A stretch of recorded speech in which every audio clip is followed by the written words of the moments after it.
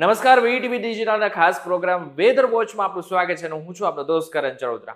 છેલ્લા ઘણા સમયથી તમે સાંભળતા હશો કે ગુજરાતમાં વાવાઝોડું આવવાનું છે, ગુજરાતના દરિયાકાંઠે વાવાઝોડું ટકરાવવાનું છે. આવા સમાચાર તમે ક્યાંક ને ક્યાંક સોશિયલ મીડિયામાં સાંભળતા હશો, પરંતુ વાત સાચી એ છે કે હજુ સુધી વાવાઝોડું ડિક્લેરેશન એટલે કે વાવાઝોડું આવવાનું છે એવું હવામાન વિભાગે અત્યારે કહ્યું જ નથી. માત્ર હવામાન વિભાગે એમ કહેલું છે કે એકચ્યુઅલમાં એક સિસ્ટમ બની છે, એ સિસ્ટમ આગળ જઈને વાવાઝોડાનું સ્વરૂપ ધારણ કરી શકે છે, પરંતુ હજુ પણ અત્યારે હાલની પરિસ્થિતિ એ છે કે વાવાઝોડું આવવાની શક્યતાઓ લગભગ નહીવત માનવામાં આવી રહી છે. જો આગળના સમયમાં સિસ્ટમ બનશે તો ચોક્કસથી વાવાઝોડું આવી શકે છે અને એનું વાવાઝોડું નામ પણ અત્યારથી અગાઉથી નક્કી કરવામાં આવ્યું છે. એનું નામ આપવામાં આવ્યું છે શક્તિ, એટલે કે શક્તિ નામનું વાવાઝોડું બની શકે આગળના સમયમાં ગુજરાત તરફ આગળ વધે. પરંતુ અત્યારે માત્ર સિસ્ટમ એક્ટિવ થયેલી છે. સિસ્ટમ ક્યાં છે અત્યારે, હાલની સિસ્ટમ ક્યાં પહોંચી છે તો તમને જણાવી દઉં કે થોડા દિવસ એટલે 2 દિવસ પહેલા જે સિસ્ટમ હતી એ બેંગ્લોરની આસપાસ હતી, પરંતુ એ સિસ્ટમ હવે ઉપર જતી રહી છે, એટલે કે આગળ વધી રહી છે અને એ અત્યારે હાલ મહારાષ્ટ્રની બોર્ડરની આસપાસ અત્યારે એ સિસ્ટમ આપણને દેખાઈ રહી છે. તમને અત્યારે દેખાતું હશે કે જે ગ્રીન કલરનો પટ્ટો દેખાઈ રહ્યો છે અને જે બ્લુ કલરનો પટ્ટો દેખાઈ રહ્યો છે એ મુખ્યત્વે એક સિસ્ટમ છે અને લો પ્રેશર સર્જાનું છે કે જેને જ કારણે આ સિસ્ટમ આખી બની છે અને ધીરે ધીરે રત્નાગીરીની આસપાસ આ સિસ્ટમ અત્યારે પહોંચેલી છે. હવે આગળના સમયમાં એટલે કે 22 તારીખે જોઈએ તો 22 તારીખે શું હાલત થઈ રહી છે. 22 તારીખે જે સિસ્ટમ છે થોડીક મજબૂત બનશે અને થોડીક એની પવનની સ્પીડ પણ વધશે. હવામાન વિભાગનું એમ પણ કહેવું છે કે જે પવનની સ્પીડ હશે એ 60 કિલોમીટર પ્રતિ કલાકની હશે, એટલે સમજી શકાય છે કે પવનની દિશા પણ અલગ રીતે આગળ વધવાની છે. 22 તારીખે ખાસ કરીને મુંબઈની આસપાસનો એરિયામાં ખાસ કરીને વરસાદની શક્યતાઓ હાલ જોવા મળી રહી છે. ના માત્ર દરિયાકાંઠાને પરંતુ મુંબઈ, નાસિક, સોલાપુર, કોલ્હાપુર આ બધા જેવા વિસ્તારો હશે કે જ્યાં વરસાદની અસર જોવા મળી રહી છે, મળવાની છે. 22 તારીખે જો જોવા જઈએ તો ગુજરાતમાં પણ એની સીધી અસર જોવા મળશે, કારણ કે દક્ષિણ ગુજરાતનો જે એરિયા હશે ત્યાં ગાજવીજ સાથે વરસાદની શક્યતાઓ હાલ જોવા મળી રહી છે. 23 તારીખ ઉપર જઈ 23 તારીખે શું સિસ્ટમ છે, સિસ્ટમને આપણે ખાસ કરીને નજર રાખીશું. સિસ્ટમ ક્યાં સુધી પહોંચી છે, સિસ્ટમ મુંબઈની આસપાસના વિસ્તારોમાં ફરી એકવાર પવનની સ્પીડ જે છે એ વધી શકે છે, એટલે કે 23 તારીખે એકચ્યુઅલમાં આપણને ખબર પડશે કે જે વાવાઝોડું છે એ એકચ્યુઅલમાં વાવાઝોડું બનવાનું છે કે માત્ર સિસ્ટમ આગળ વધી રહે, જે પવનની દિશા છે નક્કી કરીને આગળ વધશે. જો સિસ્ટમ આગળ વધીને જો વાવાઝોડાનું સ્વરૂપ ધારણ કરે છે તો ગુજરાતના જે દરિયાકાંઠો છે તે ખાસ કરીને વરસાદ આવી શકે છે.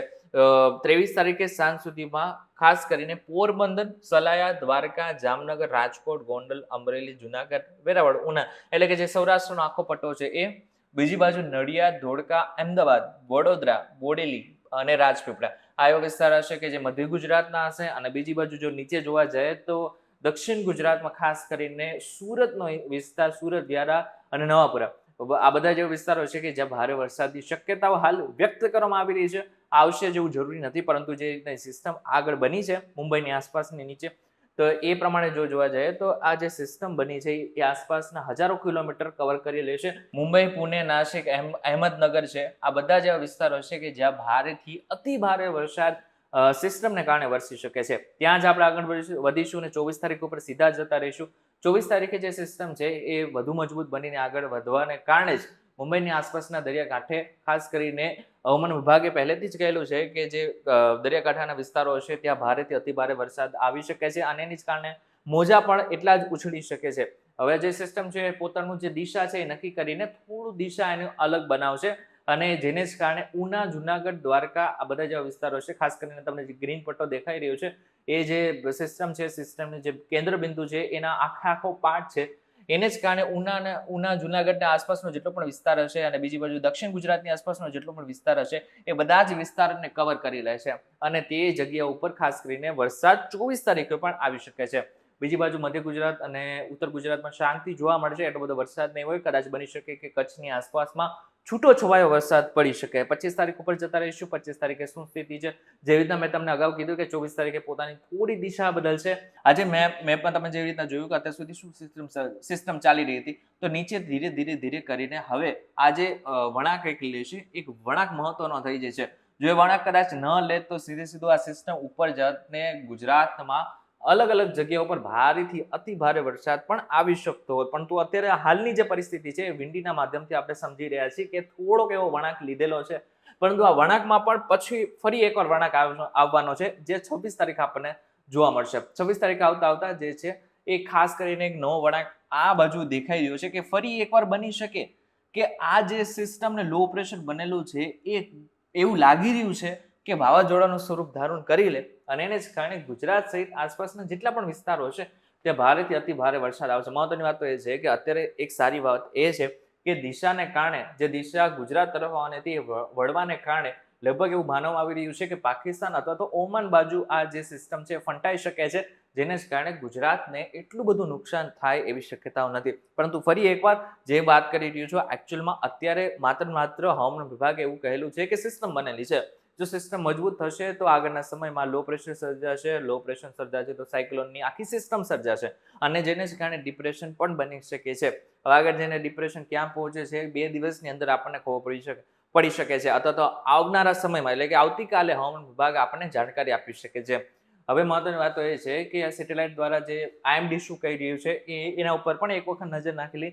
IMD અત્યારે આખો ભારતનો મેપ તમને દેખાઈ રહ્યો છે. ભારતના મેપમાં ખાસ કરીને મુંબઈની આસપાસના વિસ્તારોમાં તમને વાદળછાયું જે વ્હાઇટ કલર સફેદ કલરનો જે પટ્ટો દેખાઈ રહ્યો છે બેઝિકલી મુંબઈની આસપાસના વિસ્તારોમાં વાદળછાયા વાતાવરણની વચ્ચે ઘણી બધી જગ્યાએ વરસાદ આવી રહ્યો છે. આ સેટેલાઇટ તસવીર છે જે ઉપગ્રહ ઉપરથી ખેંચવામાં આવેલી છે. હવે ગુજરાતમાં કયા વિસ્તારમાં ખાસ કરીને વરસાદ આ 6 દિવસની અંદર પડી શકે છે. 21 તારીખની વાત કરીએ તો ખાસ કરીને મહત્વનું છે કે સાબરકાંઠા, અરવલ્લી, મહીસાગર, પંચમહાલ, ખેડા, આણંદ, વડોદરા, ભરૂચ, સુરત, નવસારી, વલસાડ એટલે કે જે દક્ષિણ ગુજરાતની આસપાસના જેટલો વિસ્તાર છે ત્યાં ખાસ કરીને વરસાદ આવી શકે છે. બાકીના બધા વિસ્તારમાં છૂટોછવાયો વરસાદ દેખાઈ રહ્યો છે. આવનારી તારીખની વાત કરી લે એટલે કે 2 તારીખની વાત કરીશું તો લગભગ મોટાભાગના વિસ્તારોમાં એટલે કે ગુજરાતના મોટાભાગના વિસ્તારોમાં છૂટોછવાયો વરસાદ પડવાની શક્યતાઓ છે. પરંતુ અમુક જગ્યાએ બની શકે કે જે સૌરાષ્ટ્રનો પટ્ટો છે એ જગ્યા ઉપર ખાસ કરીને ભારે વરસાદ આવી શકે છે.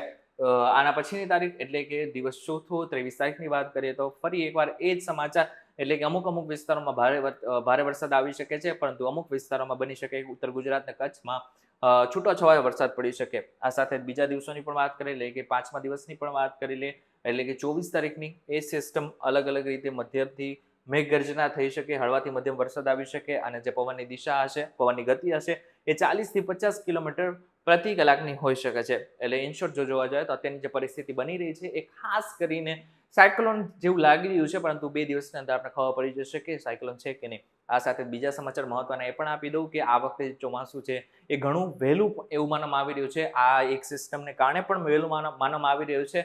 અંદમાન નિકોબારમાં અત્યારે હાલ વરસાદ પહોંચી ચૂક્યો છે, ચોમાસું પહોંચી ચૂક્યો છે. 27 થી 28 તારીખની આસપાસ આ વખતે કેરળમાં ચોમાસું બેસી જશે અને લગભગ 7 થી 8 તારીખની વચ્ચે આ વખતે ખાસ કરીને જે મુંબઈની આસપાસના વિસ્તારો છે, મહારાષ્ટ્રના વિસ્તારો છે ત્યાં વરસાદ ચોમાસું પહોંચશે અને લગભગ 10 જૂનની આસપાસ આપણા દક્ષિણ ગુજરાત અથવા તો સૌરાષ્ટ્રના કે દરિયાકાંઠે ચોમાસું બેસવાની શક્યતાઓ છે. હવામાન વિભાગનું એમ પણ કેવું છે કે આગળના 27 થી 28 તારીખે 1-2 વરસાદ એવા પણ આવશે કે જે વાવણી લાયક હશે, જે ખેડૂતો માટે મહત્વના હશે. એટલા માટે થઈને ખેડૂતો ખાસ કરીને આ સમાચાર ઉપર પણ ખાસ ધ્યાન રાખીને બેસે, કારણ કે હવે આગળનો સમય ખેડૂતો માટે ખાસ મહત્વ એટલા માટે ગણાય છે કે આખા વર્ષની અત્યારની જે મહેનત છે એ દેખાતી હોય છે. ઇન શોર્ટ જો જોવા જાય તો હવે આગળના સમયમાં આપણને 2 દિવસની અંદર ખબર પડી જશે કે જે અત્યારે સિસ્ટમ સક્રિય થયેલી છે એ ક્યાં પહોંચે છે. ત્યારે આ બાબતને લઈને તમારું શું કહેવું છે મને જરા કોમેન્ટ કરીને ચોક્કસથી કહેજો. વિડીયો થકી જો તમને કોઈ ઇન્ફોર્મેશન મળી તો વિડીયો લાઈક અને શેર જરૂરથી કરજો. તો આવા જ ઇન્ફોર્મેટિવ વિડીયોઝ માટે VTV ડિજિટલ સાથે જોડાયેલા રહેજો.